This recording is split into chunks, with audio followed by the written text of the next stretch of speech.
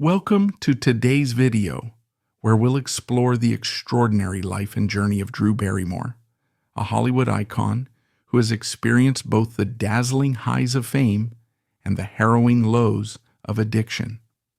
From her early days as a child star in E.T. the Extraterrestrial to becoming a celebrated actress and talk show host, Drew's story is one of resilience, growth, and triumph. Along the way, she encountered moments of despair, but also acts of kindness that shaped her path, including a profound connection with Keanu Reeves, who helped her during one of her darkest moments. Let's dive into this inspiring tale of redemption and perseverance. Drew Barrymore was only 9 years old when she began suffering the devastating effects of addiction, a result of her early success in Hollywood. She spent her nights and weekends in clubs surrounded by adults who freely supplied her with harmful substances. Shockingly, it was her own mother who brought her to these parties and clubs. Without a father figure in her life, Drew had no escape from this darkness until she met someone who truly understood her struggles on a deeper level: Keanu Reeves. Keanu, like Drew, had experienced the pain of being abandoned by his father and the complexities of life as a child actor. Keanu Reeves' life has been marked by tragedy and resilience, making him a figure of empathy and inspiration. Born in Beirut, Lebanon, and raised in Toronto, Canada, Keanu experienced instability early in life. His father abandoned the family when Keanu was just 3 years old, leaving him without a steady paternal influence. Raised by his mother Patricia, who frequently moved for her career, Keanu was exposed to a series of stepfathers, but never found a true father figure. This fractured upbringing gave him a deep understanding of loss and loneliness, themes that would later shape his connection with Drew Barrymore. Understanding the toll that such a life could take, he felt a deep sense of responsibility to step in.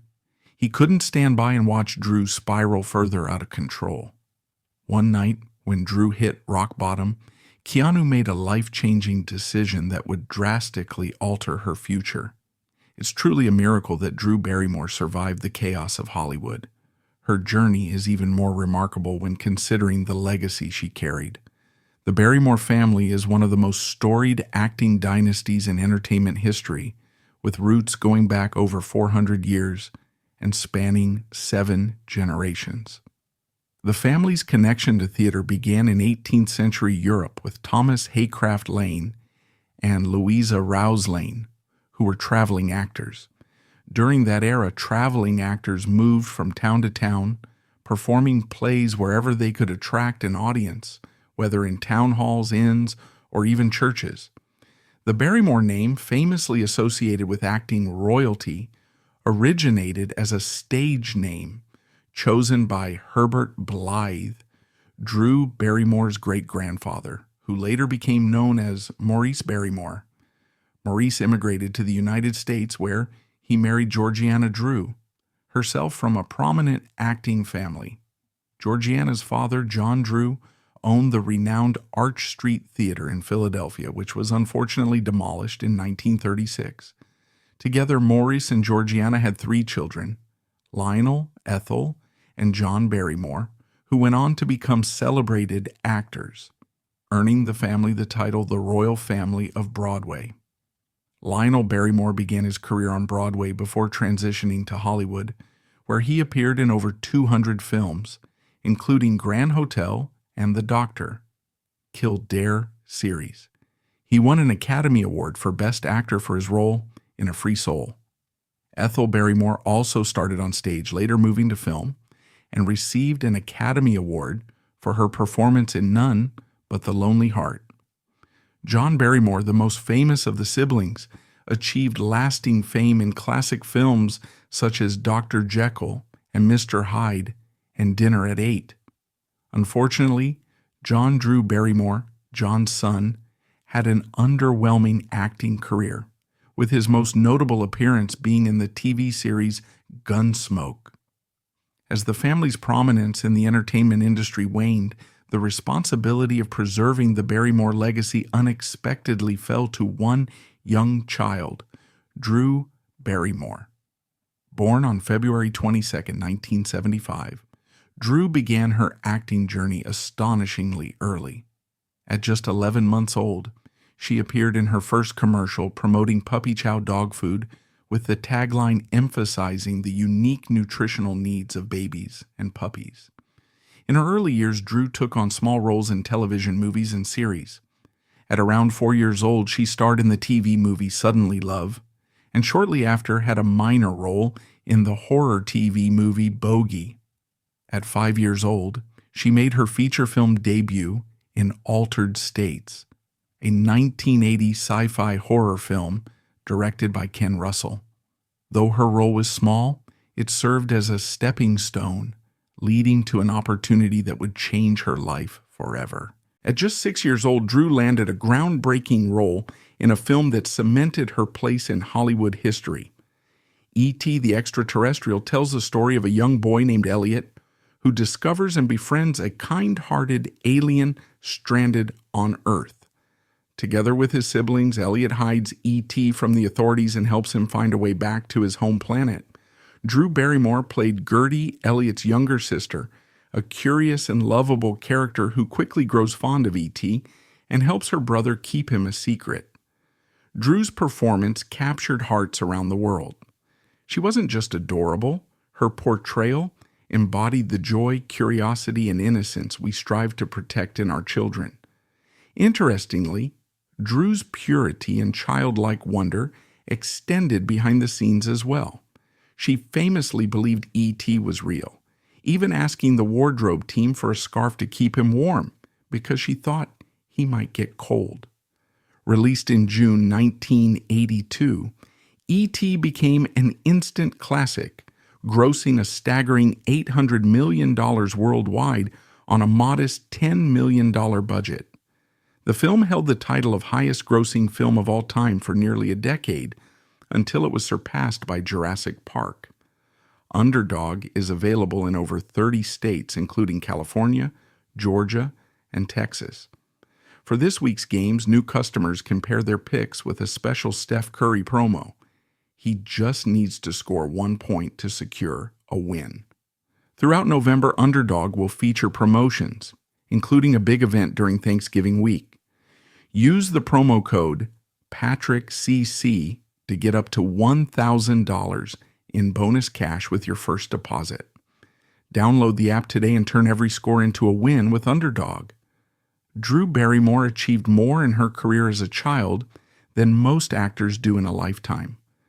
She was what people today refer to as a Nepo baby, a term often used with negative connotations. However, nepotism is a complex subject when you analyze it closely. Many said acting was in her blood or that she was born to act, meaning she inherited a unique opportunity forged by the hard work of her ancestors. While this advantage is undeniably positive, it also sparked resentment among those who felt she gained access to opportunities simply because of her family connections.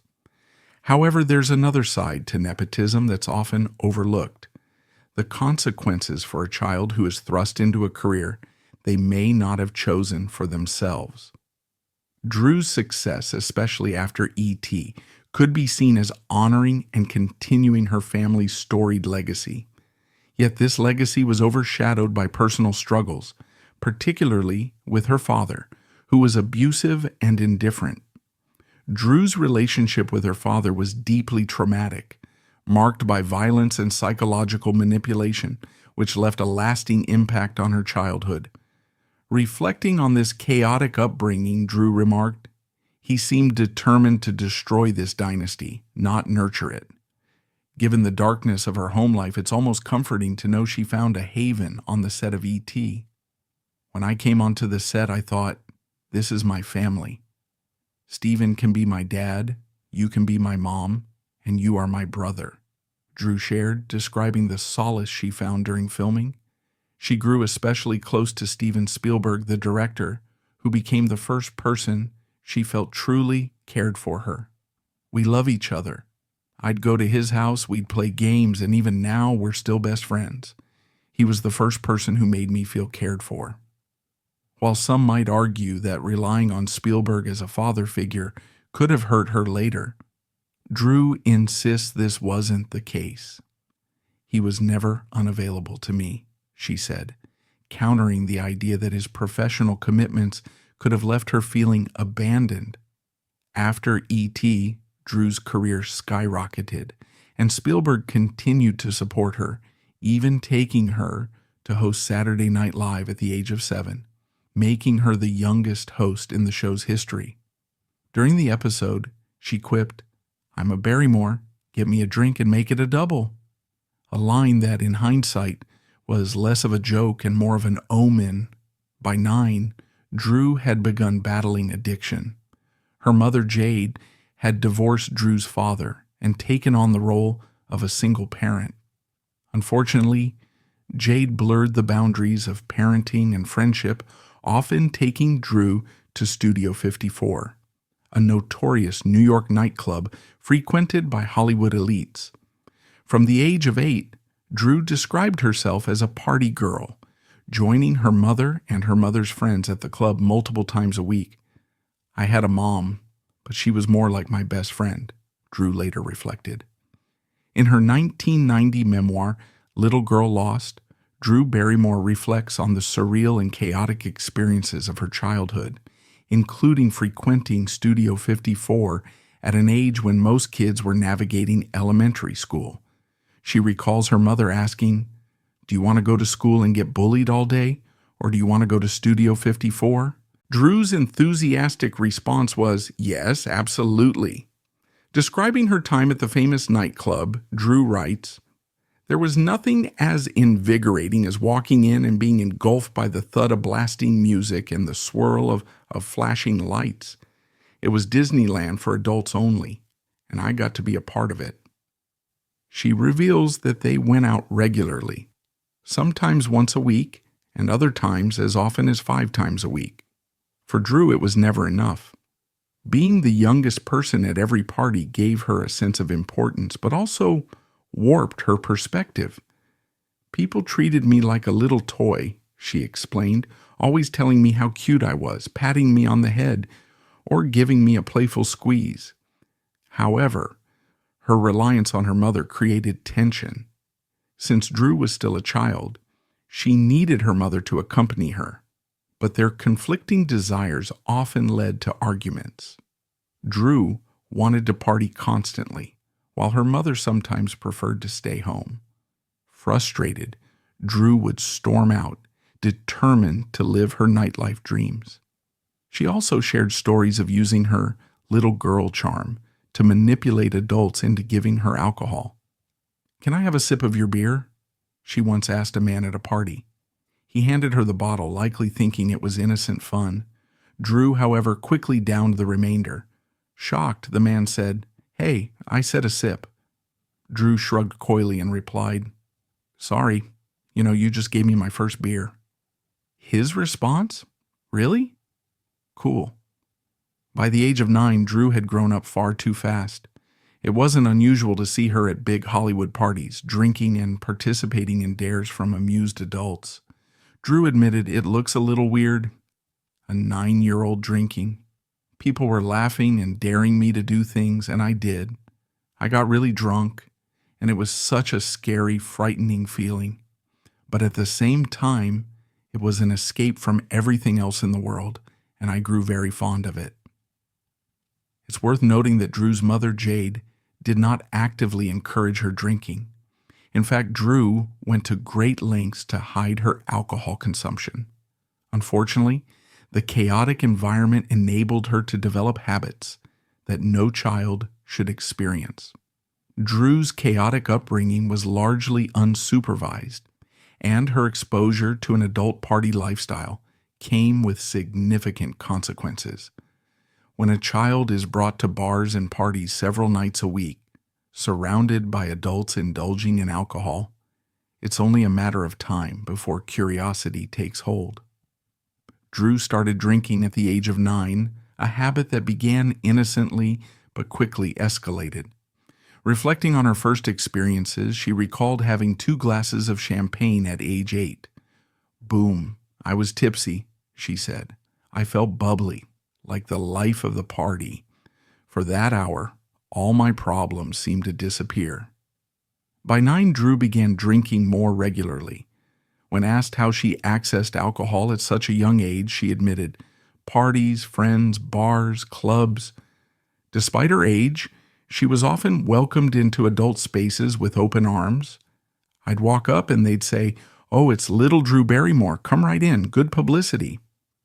While she initially felt thrilled to be included in the adult social scene, even she recognized that something was deeply wrong with her circumstances. Beneath the excitement, she yearned for stability and craved the presence of strong, positive male figures in her life, a need that her chaotic environment had failed to fulfill. In 1986, Drew met someone who would leave a lasting impression on her, Keanu Reeves. The two starred together in a made-for-television Christmas musical, Babes in Toyland, where Drew played the lead role. One of the lighter and more whimsical chapters in Drew Barrymore's early career was her role in the 1986 made-for-TV Christmas musical Babes in Toyland. Starring alongside Keanu Reeves, Drew played Lisa, a young girl who finds herself in a magical land filled with colorful characters and heartwarming lessons. Despite the film's mixed reception, Drew cherished the experience, especially her time working with Keanu. Reflecting on their time on set, she once shared, "It was like stepping into a storybook. Keanu and I had so much fun together, and his positive energy made even the most challenging days enjoyable." This shared experience, though brief, marked the beginning of a connection that would later prove vital during Drew's struggles.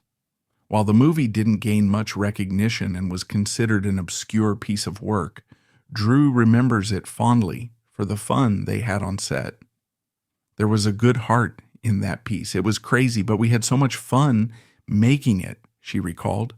The story of Babes in Toyland revolved around Lisa, a young girl who is transported to a magical land threatened by the villainous Barnaby Barnacle. With the help of her new friends, Lisa embarks on an adventure to save Toyland and restore holiday joy. Despite its largely negative reviews, the film held sentimental value for Drew because it introduced her to Keanu. Drew admired Keanu's kind, humble, and hardworking nature, qualities she rarely encountered in her chaotic life at the time. "I'd look around and see the behaviors of people I wanted to be like one day, and they were always the kind, gracious, and lovely examples, like you are," she said, directing her heartfelt words to Keanu. Though Keanu, ever humble, downplayed the compliment, it was clear Drew wasn't praising his acting but his character, recognizing him as a positive role model for her during a turbulent period in her life. Despite this connection, they had no way of staying in touch after filming, and Drew didn't realize he would later reappear in her life during one of her darkest moments. Meanwhile, her struggles with alcohol weren't confined to her nights out with her mother. Her drinking extended to after-school hours and weekends with friends, deepening the challenges she faced as a troubled child. By the time Drew Barrymore was 11, her childhood had taken a darker turn. She and an older boy had moved beyond what they considered childish games to more destructive activities. They began raiding his parents' liquor stash and drinking heavily, often to the point of passing out and sleeping through most of the following day. By age 12, their experimentation escalated to smoking marijuana as often as possible, and Drew even began dabbling with cocaine. Reflecting on one particularly alarming experience, Drew said, "I usually stopped after a while, but one night I just kept going and going. I partied for 10, 12, maybe 15 hours straight, and I didn't stop. Then I blacked out. It was really scary, and I became a blackout drinker." Naturally, this raises questions. How did it get this bad? Where was her mother? And how was Drew able to hide these behaviors? It's important to remember that this was the 1980s, a time when children as young as 8 often roamed their neighborhoods unsupervised, spending entire days with friends before returning home in the evening. While most kids were playing on playgrounds or riding bikes, Drew was smoking cigarettes and drinking beer, unsupervised and unchecked. Drew's mother, Jade, wasn't entirely absent, but admitted to being far from the attentive parent Drew needed.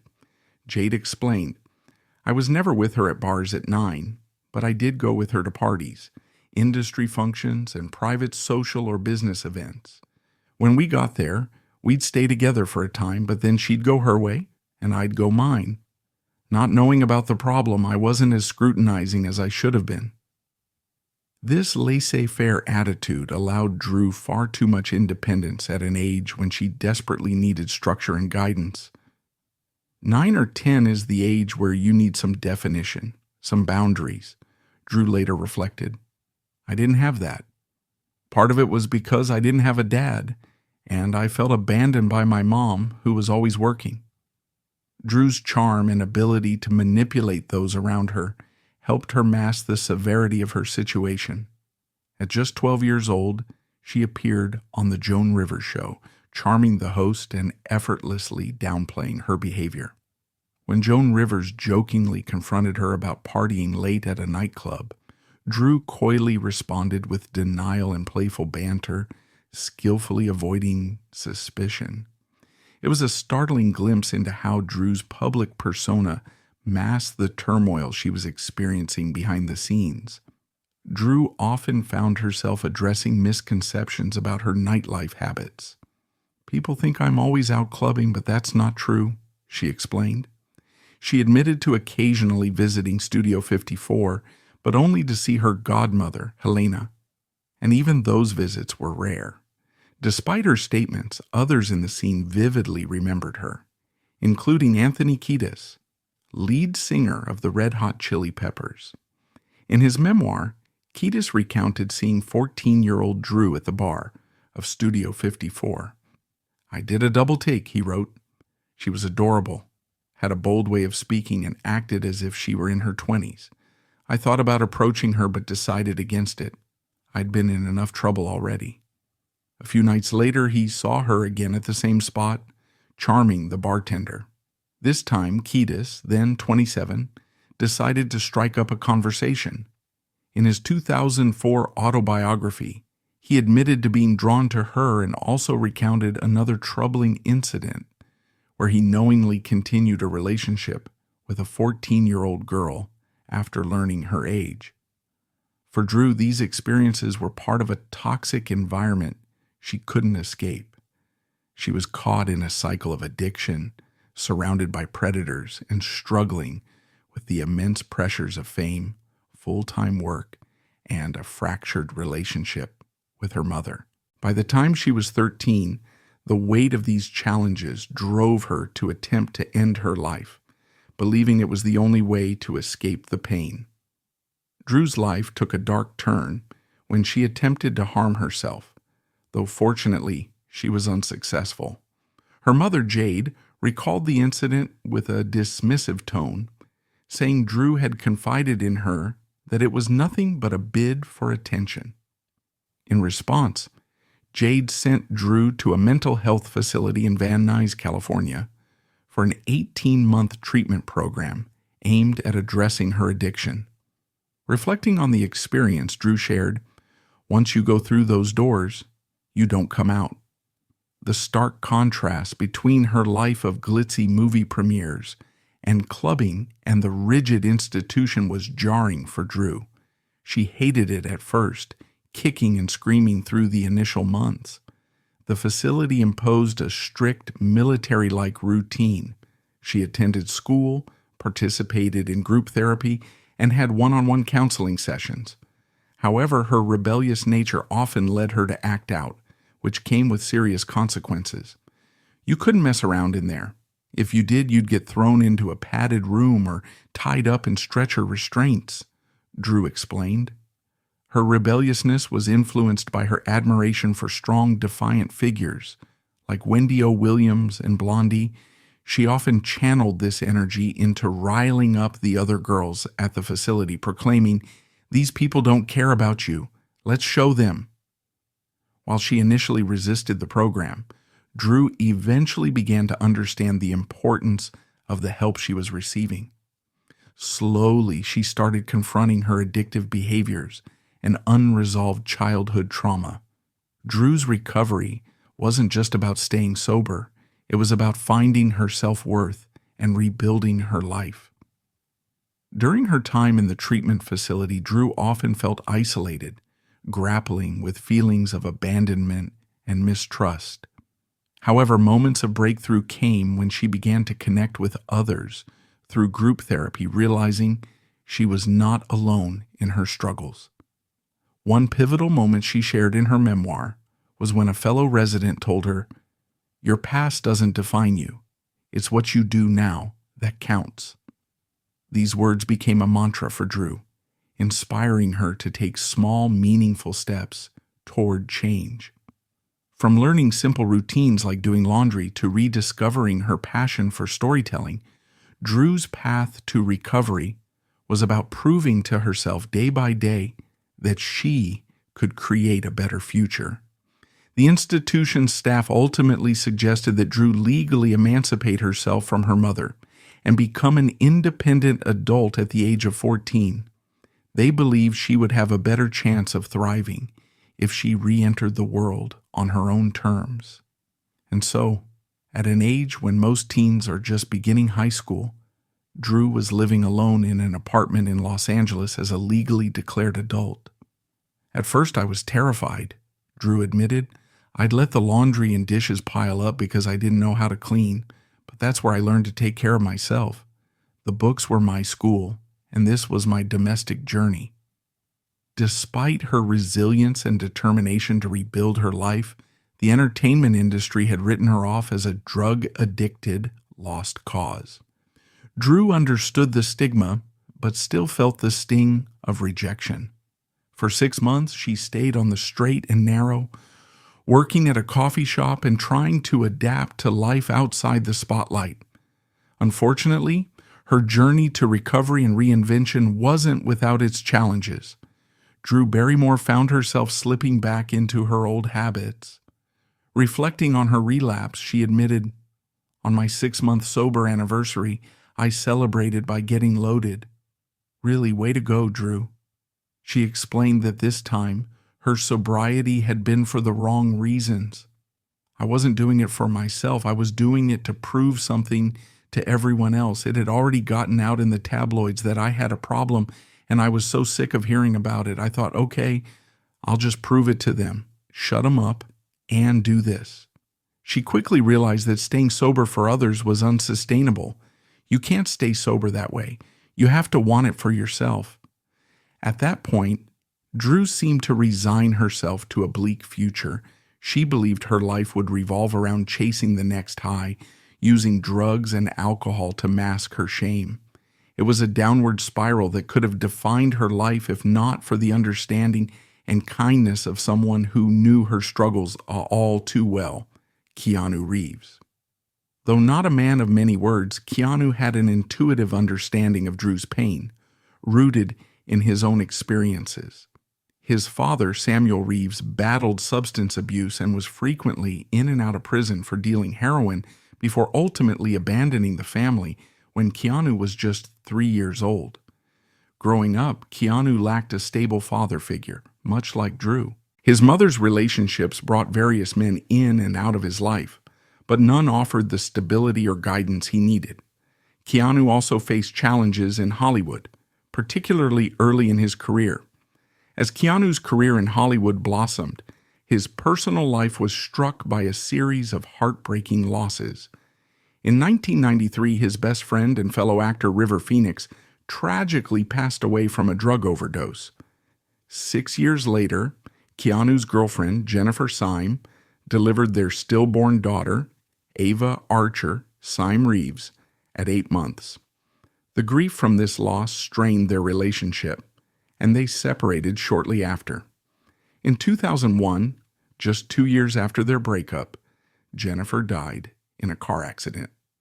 Despite these devastating events, Keanu remained remarkably grounded, channeling his pain into compassion and kindness, which resonated with those who crossed his path, including Drew Barrymore. His agents once told him that his name was too ethnic, prompting him to temporarily go by the more neutral-sounding KC or Casey Reeves. Although he eventually achieved significant success, his personal life remained fraught with heartbreak. In 1993, Keanu lost his best friend and fellow actor River Phoenix. 6 years later, in 1999, he and his girlfriend suffered the stillbirth of their daughter 8 months into the pregnancy. The grief strained their relationship, and though they separated, they stayed close friends. Tragically, she died in a car accident less than 2 years later. While his grand gestures, like gifting Rolex watches to his stunt crew or taking pay cuts to save film productions, are widely praised, his quieter acts of kindness speak volumes about his character. From giving up his subway seat to strangers, to spending time with homeless individuals, or even attending fans' weddings, Keanu consistently demonstrates empathy and humanity. When Keanu saw Drew at her lowest point, he recognized her pain. It wasn't just the addiction or the struggles of fame. It was the shared loneliness and loss they both had endured. Despite his own hardships, Keanu chose to lead with kindness and understanding, becoming a quiet source of support for Drew during a time when she needed it most. On Drew Barrymore's 16th birthday, as she celebrated at a club, Keanu Reeves approached her and gave her a moment that would change her perspective on life. "You came in, grabbed my hand, and took me outside," Drew recalled. "You put me on your motorcycle, and we raced through Los Angeles. It was the ride of my life. I felt so free, just a completely free human being. I hold that moment so dear because as we get older, it's harder to capture that feeling." The motorcycle ride wasn't just about freedom and exhilaration. It was also a symbol of safety and care. For once, Drew felt protected by someone who genuinely had her best interests at heart. Keanu's kindness left a lasting impression on her, inspiring her to admire his reputation for integrity and compassion. "I want to live my life like that," she said, "to be a good person at my job, with my kids, with my friends.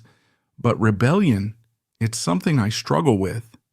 Keanu's response resonated deeply with Drew. "Rebellion can be good," he said. "It's often thoughtful, even if it feels impulsive."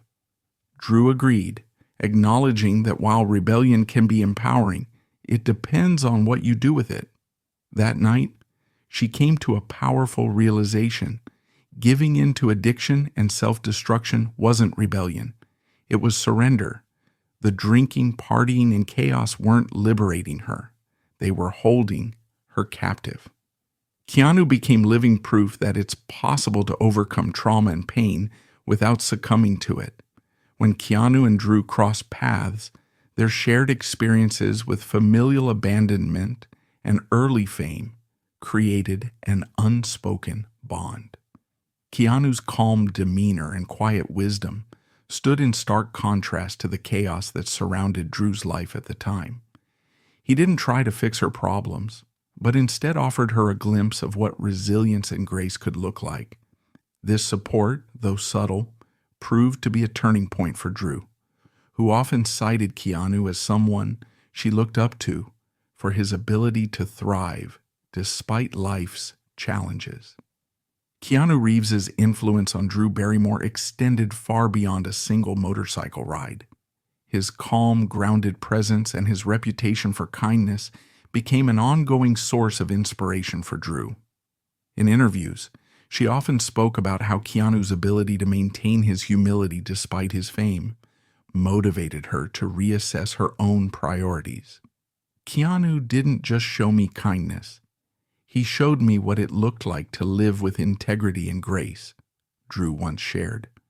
Over the years, they crossed paths occasionally, and each interaction reminded her of that pivotal moment when he had helped her regain hope. Though their lives followed different paths, Drew credits Keanu as a subtle but lasting influence on her journey toward becoming the grounded, compassionate person she is today. Inspired by his example and the sense of freedom she felt that night, Drew began to see life through a new lens, understanding that true rebellion is about rising above, not giving in. Drew found herself at a crossroads asking, "Am I going to get back into acting and get my life together?" She realized she had to decide if she genuinely wanted to fight for her career and prove to herself that she belonged in the industry. Her answer was an emphatic yes. "It's my love, my passion. It's what my family has done since the silent film and theater days, through to the talkies. I feel a genetic, cosmic pull to storytelling, and I love it." That realization that I truly love what I do and am doing it for the right reasons was a turning point for me, Drew reflected. From that moment, she began the slow process of rebuilding her acting career. At age 17, she landed a role in the film Poison Ivy. While the movie wasn't a blockbuster, it demonstrated that she could stay clean, focused, and professional. Over the next few years, many of her roles were in smaller, lesser-known films, as she concentrated on rediscovering her footing in the industry. During this time, Drew also explored producing and writing, finding the behind-the-scenes work both creatively fulfilling and more manageable.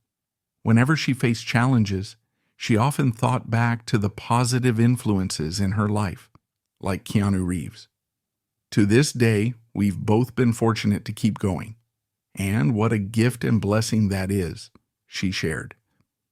Drew's perseverance paid off as her career flourished. She landed iconic roles in blockbuster hits like Batman Forever, the horror classic Scream Never Been Kissed, Donnie Darko, Charlie's Angels, Confessions of a Dangerous Mind, 50 First Dates, Fever Pitch, and countless others. By 2009, her remarkable journey had firmly cemented her as one of Hollywood's most beloved and enduring stars.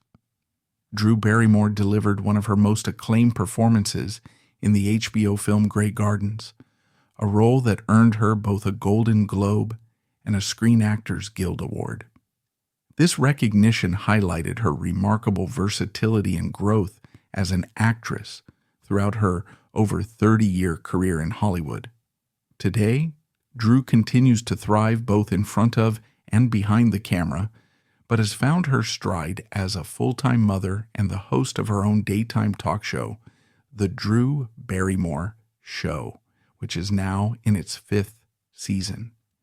Many factors contributed to Drew's survival and her ability to rise above the depths of addiction and a tumultuous childhood. Her perseverance and dedication to personal growth cannot be overstated. However, it's also important to acknowledge how Keanu Reeves' act of kindness created a ripple effect, helping her on her journey to becoming the accomplished and gracious individual we know today. You never truly know what someone else is going through, and even if you think you do, the smallest act of kindness can have a profound impact on their life. So the next time you're faced with an opportunity to make a difference, ask yourself, what would Keanu Reeves do? Drew Barrymore's journey from troubled child star to successful actress, producer, and talk show host is a testament to her determination and courage. Through moments of hardship, acts of kindness, like those from Keanu Reeves, helped spark the transformation that led to the compassionate and accomplished woman we know today. Drew's story reminds us that even in the darkest times, the smallest gesture can ignite a ripple effect, leading to extraordinary change.